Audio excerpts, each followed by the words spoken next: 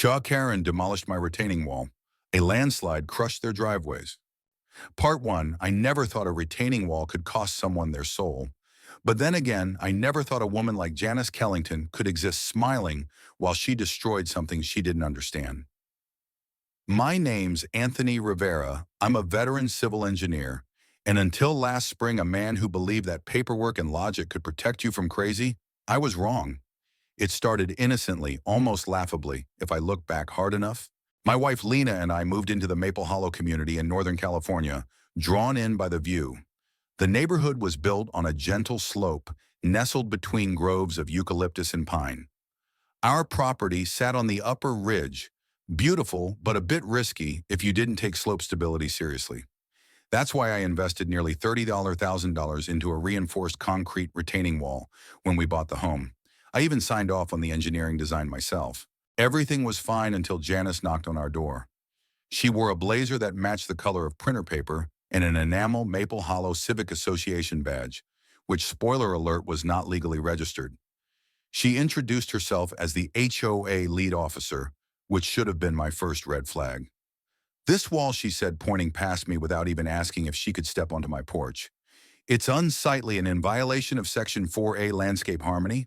I blinked. "You mean the reinforced retaining structure that's holding back an entire hillside?" She didn't even smile. "Yes, it's intrusive, disrupts community flow." Lena stepped beside me, arms folded. "You've got to be kidding." Janice wasn't. She was holding a laminated guideline book that looked like it had been printed from Microsoft Word. The fake HOA handbook. I tried reasoning with her. I even invited her inside and showed her the city permit and geotech report stamped by the county. The wall was legal. It was also necessary. We were on a slope, and every civil engineer knows the first big rain can turn unstable earth into a mudflow. But Janice didn't care about facts. She called 2 unofficial board meetings, one of which consisted of herself, her sister, and a neighbor. I later found out she blackmailed with HOA fines over a wind chime. A week later, we got a typed notice taped to our mailbox. "Your retaining structure has been deemed non-compliant by the Maple Hollow Civic Committee. Demolition will commence in 10 days if voluntary removal does not begin." It wasn't real, I knew that. But that didn't stop her. I filed a police report. I called the city planning department. They told me what I already knew: she had no authority. But this is where it gets dark. 2 days later, I came home from a weekend work site to find the wall gone, torn out like it had never been there. Mud and broken cinder littered the slope, barely held back by a few orange cones. Janice was standing with a local landscaping company, one I recognized.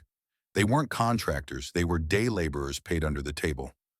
No permits, no warnings. "What the hell did you do?" I shouted, rushing out of my truck. She turned smug. "As of today, the violation has been resolved. You demolished a structural support wall on a sloped property. You could have killed someone." She smiled wider. "It's your word against mine." Rivera and I took photos before I acted. Lena was trembling beside me. She had her phone out recording. "You just committed property damage. You destroyed something critical to this hill." "That's dramatic," Janice snapped. "You should thank me. I restored community standards." The next rain came 5 days later. It wasn't a hurricane, just a steady California spring downpour. But without the retaining wall, it was enough. At 3:37 a.m., we heard it like a train rumbling through the earth. I ran to the back window and saw it, the slope giving way, the topsoil collapsing in waves, and the thick slurry of earth sliding down toward the row of homes below us. I called 911 and ran outside. Our hill was bleeding mud and broken rocks, shrubs ripped from the ground, fence posts snapping like pencils. And below 3 driveways, including Janice's, were gone. Buried her Lexus SUV, half swallowed by the mud. Her neighbor's garage door caved in under the weight. Lena stood in the rain. Sobbing Janice was screaming from her porch. The landscaping crew she hired. Gone, no names, no contracts, just cash and silence. The next morning, the sheriff's office cordoned off our block. County engineers showed up with clipboards and drones. I gave them everything: the video of Janice admitting she had it demolish my permits, her fake citations. They took it seriously, but the damage was done. Over $400,000 in combined destruction. 3 homes evacuated, And now every neighbor wanted answers. I should have felt vindicated. Instead, I felt sick. I warned her. I warned them. And now the hill was sliding beneath all of us. Part 2. The mud hadn't even dried when the real fallout began. County emergency services sealed off our street for a week. A structural hazard zone, they called it. Yellow tape cordoned off every home on the lower slope. Janice's included. It was almost poetic watching her stand on the porch in a rain poncho, yelling at reporters and utility workers like she still had authority. But no one was listening anymore. They were listening to me because I had documentation, permits, emails, footage, and receipts. Lena uploaded the video of Janice admitting to ordering the wall's demolition without any legal authority to our neighborhood's Facebook group. Within 2 hours, it had been reshared 140 times. By noon, it was on Nextdoor. By evening, a local news crew was knocking on our door. "We just want to understand," the young reporter said, microphone trembling as she ducked under caution tape. "How could something like this happen in a suburban community with an HOA?" "She isn't the HOA," I said flatly. "She's not," the reporter blinked. "No, Maple Hollow has no legal HOA. It disbanded in 2012 after failing to meet compliance requirements under state law. Janice created a new civic committee and impersonated an enforcement body. She collected dues illegally, issued citations, and now she's caused a landslide." That quote made the 6 o'clock news. The public comments were immediate and brutal. But it wasn't just social media heat. Real investigations kicked off fast. The county opened a civil inquiry into Janice's false demolition orders. The police, too, once we provided the footage and financial transactions. Apparently, she'd been collecting monthly maintenance dues from over 40 families for nearly 5 years. All cash, all off the books, I learned later. She had a personal PayPal labeled Maple Hollow Maintenance. A city inspector interviewed me 3 days later, stunned at how organized she was. She issued real-looking forms, violations notices, even branded envelopes. "She made it up," I said, "all of it. And no one questioned her because she spoke with authority." It turns out Janice had once interned at a real estate law firm. That's where she learned how to mimic citations and design documents. But she wasn't licensed, wasn't elected, wasn't anything except dangerous. And the neighbors were turning on her fast. Her closest ally, Mark Colton, the treasurer of the fake board, sent a group email 2 days after the landslide. I had no knowledge of the retaining wall's importance or legality. I trusted Janice's guidance. "I deeply regret my role and am cooperating with the county." Another neighbor, Susan Pham, posted publicly, "I paid $85 a month for years, and now my driveway is under 4 feet of mud. Janice Kellington needs to be in prison." She wasn't in prison yet, but the lawsuits were coming. Janice tried to rally one last time. She stood in the center of the block street one foggy morning, bullhorn in hand, demanding a town circle to explain the misunderstanding. I watched from my window as only 2 people showed up, a confused mailman and a dog walker. She screamed into the bullhorn that I was the real threat, that I'd overbuilt the wall, that I was a vigilante engineer using scare tactics. I walked outside calmly. The local news van had arrived 5 minutes earlier. I didn't overbuild the wall. I said to the cameras, "I overestimated the intelligence of people like you." She threw the bullhorn down and stormed off. That clip got 500,000 views, but the real twist came the following Monday. A certified letter arrived from the California State Licensing Board. Apparently, Janice had submitted formal complaints against me months earlier, alleging I'd misrepresented myself as a licensed engineer. She claimed my wall endangered the community and that I profited from falsified plans. She tried to flip the script, but what she didn't know was that I'd renewed my license just 4 weeks before we moved in. I had full credentials and my records were spotless. I sent them scanned permits, license certificates, and inspection reports. 2 days later, the licensing board sent her a cease and desist order. Turns out impersonating an HOA board and interfering with state-certified engineering projects is not taken lightly. Meanwhile, the county declared the slope an at-risk geological failure zone. They assigned contractors to rebuild stabilization measures at public cost initially, but they were clear once liability was determined, those costs would be recovered. Guess who the lawsuits named Janice Kellington? Mark Colton and the unlicensed contractor crew that vanished. The damages $436,000 and counting. My wife and I were asked to testify as primary witnesses in the civil suit, and I didn't hesitate. In a small town, reputation is currency, and Janice went bankrupt overnight. She was forced to move out of her home temporarily when inspectors found erosion underneath her foundation. She blamed me for bad soil reports, but the reports were filed before I even bought the house. Neighbors stopped answering her calls. Some publicly posted refunds they demanded from her. Others threatened to press charges if she didn't return their HOA dues. Her voice, once the loudest on our street, became a punchline. But I wasn't celebrating, I was rebuilding. Not just the slope, but trust in the idea that truth and evidence still matter. That speaking up against a bully, even one with fake rules and printed forms, can stop a disaster from getting worse. And the worst part, this all started because one woman didn't like the way a concrete wall looked. Part 3. At first I thought it was over. Janice was exposed, her fake HOA torn apart. The landslide had triggered not just physical destruction, but a moral reckoning on our street. Civil suits were moving. Contractors were being investigated. She was humiliated, but then I got a call that changed everything. It was from Mr. Klein, an older man who lived 4 blocks down. We'd spoken maybe twice in passing waves from the sidewalk. Neighborly nods. "Anthony," he said, voice low, "I think you ought to see something. It's about Janice. It's bigger than you think."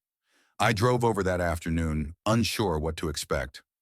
Klein met me at his door with a thick manila envelope. His hand trembled slightly. "She tried the same thing here," he said, but I pushed back. "Then my fence accidentally collapsed during a so-called inspection. I thought it was petty revenge, but now I think it was strategy. Inside were photos, receipts, even notarized letters. Klein had documented how Janice had cited him with a fabricated side yard beautification violation 3 years ago, pushing him to remove a small wooden fence and an overgrown garden shed that ironically had been there since 1972.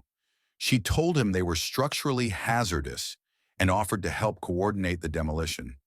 She even offered to buy the land easement. He declined. 3 months later, the fence was mysteriously damaged. The following year, his shed was broken into and mysteriously gutted. No report, no evidence, just gone. And then came the kicker. Klein found out through the county records office that Janice had been filing development inquiries on multiple lots across the neighborhood, including ones that didn't belong to her. She was preparing the legal groundwork for a redevelopment project. I spent that night digging. I pulled up county records, searching parcel by parcel. Sure enough, Maple Hollow Civic Committee had submitted inquiry forms on 6 properties, all in code, violation status, and 5 of them had one thing in common. They'd either been fined, harassed, or altered under Janice's fake rules.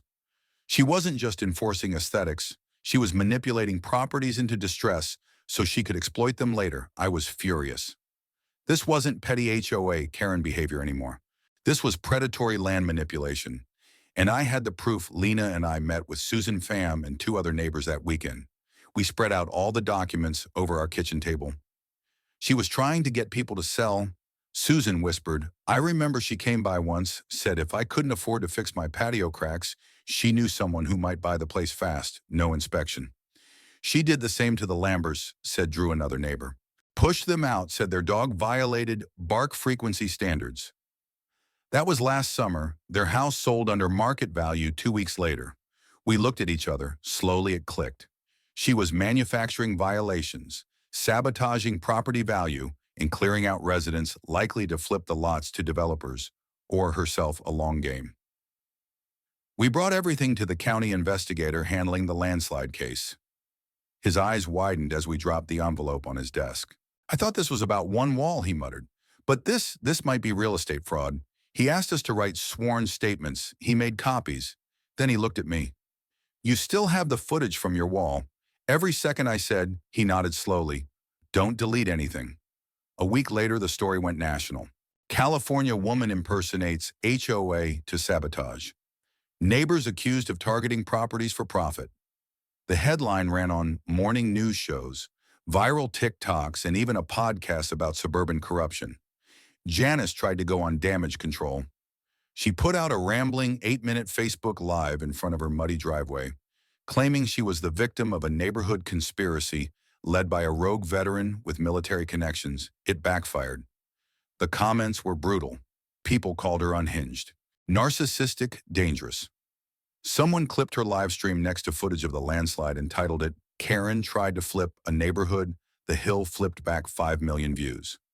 That same week, we got confirmation the county DA was preparing criminal charges. They were pursuing impersonation of a government official, criminal mischief, sheer property damage, fraudulent collection of dues, filing false legal documents, conspiracy to defraud. And that wasn't even counting the civil suit from the 3 damaged homeowners. Janice faced over $700,000 in combined damages. Mark Colton flipped immediately. He claimed Janice misled him, handed over documents, emails, even recordings. One of them had Janice saying, "Once the wall's down and the yard slides a little, they'll be too scared to stay. That hill's wasted on a family who isn't maximizing the view." We played it back 4 times. I couldn't decide what hurt more, the callousness or the confidence. The final straw came when her real estate license was suspended. Turns out she had passed the exam 2 years ago, but never declared her pending investigations. Once the board heard about the HOA scam and land manipulation evidence, they issued an emergency suspension. She was done, and she knew it. Neighbors started seeing her wandering the streets at dusk, muttering about retaking control. One night, she stood at the center of the cul-de-sac and screamed, "I built this community." Someone called the sheriff. She wasn't arrested, but they did a wellness check, and I stood in my yard, newly reinforced by a real team of engineers. The county hired this time funded legally and built a stricter post-landslide code. It was ugly, expensive, but safe. Lena brought me lemonade and kissed my cheek. "We did it," she whispered. I nodded. But I knew the storm wasn't over. It was just shifting, because Janice's fall wasn't just a personal disaster. It was the start of a reckoning, one that would change how our town handled power property and the lies we let root beneath the surface. Part 4. By April, the court dates were set, but the collapse had already begun. Janice was no longer the menace standing on our porches with fake citations. She was a woman unraveling her empire of printer paper and fear dissolving under the weight of public scrutiny. Her once perfect driveway was now a permanent mud scar, tarped and condemned. Her face, once smug and broadcasted at every block, party was now posted with red emojis under every news outlet's comment section. But shame wasn't the only thing hunting her. It was justice. It began when the first criminal hearing opened. I showed up with Lena and Susan. The courthouse was packed, neighbors, reporters, even the original city inspector who had rejected her fake HOA application in 2017. Janice came in wearing all beige. Her eyes puffy, her lawyer, young, overwhelmed, stood stiffly beside her. The judge read the charges one by one. 5 criminal counts, 3 civil suits pending. Then he asked the prosecution to present their initial evidence. They played the video, the one where she stood on my lot, pointing at my wall and declaring, "It disrupts community flow. It will be removed." Then they played the landslide footage cut with drone shots from the county's emergency response. Her lawyer asked for a delay. The judge denied it. Outside the courtroom, cameras swarmed us, but it wasn't about sound bites anymore. This was about closure. One neighbor sobbed as she clutched a folder of fines Janice had sent her in 2021 for improper mailbox height. "She told me I'd get reported to the city." The woman cried, "I thought I'd lose my house." That's what made Janice dangerous. Not her fakeness, but her confidence. She didn't just pretend to be the HOA. She convinced people she was the law, and now she was unraveling in the harsh light of the justice system. I thought that was it, until I got another call from a man named Robert Jensen. He was a retired developer now living in Arizona. His voice was quiet, but his words cut through like a scalpel. "I knew Janice in 2016, he said. "She pitched me a development scheme for your area. She said she could slowly encourage turnover and help acquire lots quietly through a homeowners group she was forming." My stomach dropped. She sent me photos, property records, even offered to falsify violation letters to lower value. I declined. Said it was dirty. "Do you still have anything?" I asked. There was a pause. Then he said, "I have every email." I forwarded them straight to the DA. In those emails, Janice outlined a plan to push out families with aggressive enforcement, sell their properties to preferred developers, and collect commission off the back end. She wasn't just manipulating our neighborhood, she was trafficking in distress. The DA amended the fraud charges within a week. Janice's legal team filed a motion to suppress the emails. The judge denied it, citing public interest. When she saw me walking into the second hearing, she didn't even look angry anymore. She looked hollow. 2 weeks later, the civil case brought by the homeowners affected by the landslide began. Lena and I testified. So did Susan. So did the county inspector, the contractor who rebuilt the wall, and even Klein. But the most powerful moment came from Mrs. Lambert, whose home had been quietly flipped after Janice harassed her over a garden shed. She stood frail but fierce. She called me Old Saeed. I didn't belong in a modernized neighborhood. Said the property would be better served by someone who could afford landscaping. I was 71. I just wanted peace. She wiped her tears. The courtroom was silent. I lost my husband. Then I lost my house. Now I want her to lose everything she built on lies. The jury awarded $560,000 in damages, but karma wasn't done yet. 3 days later, while Janice's lawyer scrambled to settle with the remaining plaintiffs, code enforcement visited her home. Turns out her own renovation, an unpermitted 2-story patio addition built in 2020, violated 5 zoning codes. The irony, she'd cited 3 neighbors for non-compliant extensions using fake citations. Hers was real and illegal. The county ordered immediate removal or fines up to $50,000. I saw the work crew jackhammering it one morning as I watered my lawn. Her dog barked in the background. She stood in the shadows of her mud-stained curtains, arms crossed unblinking. The neighborhood didn't gloat. We watched in silence. Because what fell that day wasn't concrete. It was a rain. By June, the Maple Hollow Civic Committee was a laughingstock. The city issued a public statement confirming there was no HOA and warned residents about future impersonations. They created a new hotline, a new code enforcement liaison, and a new neighborhood council, this time real, transparent, and elected. They asked me to join. At first I said no, but Lena squeezed my hand. You helped tear down something toxic. Maybe now you help build something real? I said yes. Janice sold her home in silence. The listing didn't mention the lawsuit or the slope or the concrete scars. She left Maple Hollow in the middle of the night. No goodbye, no sale sign. Just a moving truck, a hushed hush, and a neighborhood exhaling in relief. No one misses her, but we remember, not because of what she did, but because of what we almost let her get away with. Part 5. The morning Janice finally left Maple Hollow, I watched from my driveway. Her silver SUV, still bearing the dents from the landslide, lurched out of her lot at 6:15 a.m., trailed by a trailer hitched sloppily to the back. A single lamp tipped sideways inside. A plastic tote of papers spilled as the wheels bounced off the uneven slope. She herself helped destabilize. She didn't look up at our windows, didn't wave, didn't fight. And maybe that was the most surprising part, how quietly it ended. But what she left behind was anything but silent. In the weeks after her departure, Maple Hollow changed. It wasn't a grand declaration. It wasn't banners or meetings or apologies shouted from rooftops. It was subtle and honest. Neighbors who hadn't spoken in years brought each other lemon bars and folding chairs. Fences were repaired together. Kids played again without being shushed for violating noise protocols. The street that once held its breath under her rule now breathed deep. And our slope stood tall once again. Reinforced, secure, rooted like us. Lena and I stood over it on a warm July morning. The new wall gleamed in the sun, steel rebar bones buried beneath it, anchored like a spine. She traced her fingers across the etched stone plaque we'd added the night before. It read, "Truth holds stronger than fear." 2025. I love it, she whispered. I thought about something more technical, I joked. Load-bearing calculations or slope angle specs. She smiled, nah. This says everything, and it did. The new Maple Hollow Neighborhood Council held its first open forum in August. The community center hadn't seen a crowd like that in years. I took a deep breath before stepping to the podium. Lena sat in the front row. Klein was beside her. Even Susan Pham brought cookies. I'm not a politician, I began. I'm an engineer. I solve problems with measurements, stress tests, and logic. I looked around the room. Eyes watched me carefully, but with something new. Trust in the biggest failure we've had wasn't structural, it was social. We allowed fear to substitute for leadership.